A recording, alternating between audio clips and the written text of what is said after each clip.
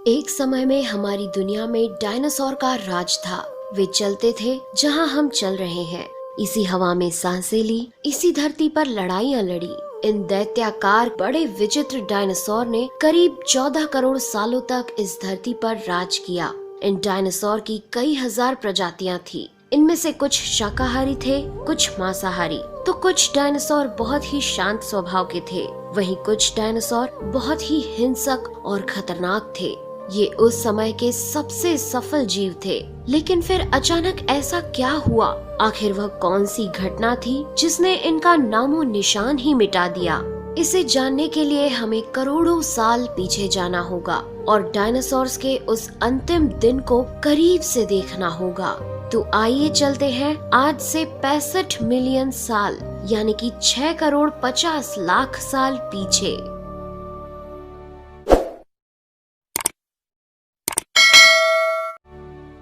आज से करीब 6.5 करोड़ साल पहले धरती पर मौसम सामान्य था। चारों ओर सूरज की रोशनी बिखरी हुई थी। लंबे लंबे पेड़ों से टकराती समुद्र की ठंडी हवाएं और चारों तरफ डायनासोर के चिल्लाने चिंघाड़ने की आवाजें। जब ये सारी डायनासोर प्रजाति बड़े ही आराम से धरती पर अपना जीवन बिता रही थी, तब 10 करोड़ साल पहले ही इनकी किस्मत लिखी जा चुकी थी। 10 करोड़ साल पहले एक छोटा एस्ट्रॉयड का टुकड़ा जो सुदूर अंतरिक्ष से आ रहा था, वह पृथ्वी से लगभग 20 करोड़ मील दूर मंगल और बृहस्पति के बीच बने क्षुद्र ग्रह बेल्ट में घूम रहे एक बड़े एस्ट्रॉयड से जा टकराता है। इस टकराव से उस बड़े एस्ट्रॉयड की दिशा बदल जाती है और वह क्षुद्र ग्रह बेल्ट से निकलकर सीधे पृथ्वी की ओर 22,000 मील प्रति घंटे की रफ्तार से बढ़ने लगता है। जब यह एस्ट्रॉयड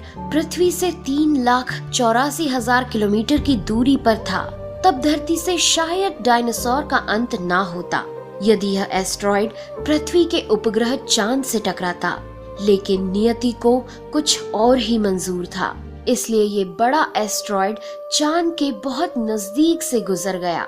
40 किलोमीटर के व्यास वाला 2 ट्रिलियन मेट्रिक टन का ये एस्ट्रॉयड प्रत्येक सेकंड के साथ साथ धरती के करीब बढ़ता जा रहा था। ये एस्ट्रॉयड जब पृथ्वी के वातावरण के संपर्क में आया तो इसकी रफ्तार एकाएक 70,000 किलोमीटर प्रति घंटा हो गई। पृथ्वी के वायुमंडल में घुसते ही घर्षण की वजह से ये एक भयानक आग के गोले में बदल गया। ये इतनी रफ्तार से धरती की ओर बढ़ रहा था कि सिर्फ 4 मिनट में इसने अटलांटिक ओशियन को पार कर लिया। इसकी चमक इतनी अधिक थी कि धरती पर टकराने से पहले ही हजारों जीव आग के इस दहकते गोले को देखकर पूरी तरह अंधे हो चुके थे।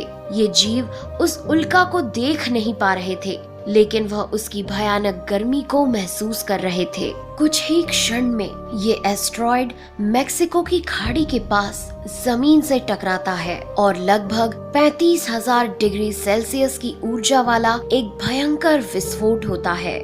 इस टकराव का विस्फोट लगभग 10 हाइड्रोजन बम के विस्फोट के बराबर था। ये विस्फोट इतना शक्तिशाली था कि इसके टकराते ही धरती की लाखों टन धातु अंतरिक्ष में चली गई। टकराव वाली जगह पर 180 किलोमीटर चौड़ा और 20 किलोमीटर गहरा गड्ढा बन गया। विस्फोट के कारण इस गड्ढे का सारा मेटल और पत्थर आसमान में धूल के बड़े बादल में बदल गए। 16 मिनट 40 सेकंड बाद जमीनी टकराव की वजह से धरती के अंदर चारों ओर 11.1 तीव्रता की भूकंपीय तरंगे उठने लगी। इस वजह से समुद्र में विशालकाय लहरों का निर्माण हुआ और एक के बाद एक सुनामी की लहरें चारों तरफ बढ़ने लगी। भूकंपीय तरंगों ने सभी सक्रिय ज्वालामुखियों को दहका दिया, जिसके कारण जगह जगह डायनासोर का विनाश शुरू हो गया। धरती के महाविनाश की प्रक्रिया आरंभ हो चुकी थी। इस भयानक विस्फोट में रेडिएशन की मात्रा इतनी बढ़ गई कि इसके 800 किलोमीटर के दायरे में आने वाले सभी जीव जलकर पूरी तरह राख के ढेर में बदल गए थे। इस महाविनाश में उड़ने वाले डायनासोर इन जमीनी खतरों से तो बच निकले, लेकिन ये तो महाप्रलय की बस शुरुआत मात्र थी। विस्फोट की वजह से जो लाखों टन मेटल, पत्थर और धूल अंतरिक्ष में गया था, वह ग्रेविटेशनल पुल के कारण ठीक 40 मिनट बाद आग के गोले के रूप में पूरी धरती पर बरसने लगे। साथ ही धूल का एक बहुत बड़ा तूफान 6000 किलोमीटर प्रति घंटे की रफ्तार से पृथ्वी के दूसरी तरफ मौत लेकर आ रहा था। ये धूल के बादल कई किलोमीटर मोटे थे, जिसकी वजह से धरती पर सूरज की रोशनी का पहुंच पाना असंभव हो गया।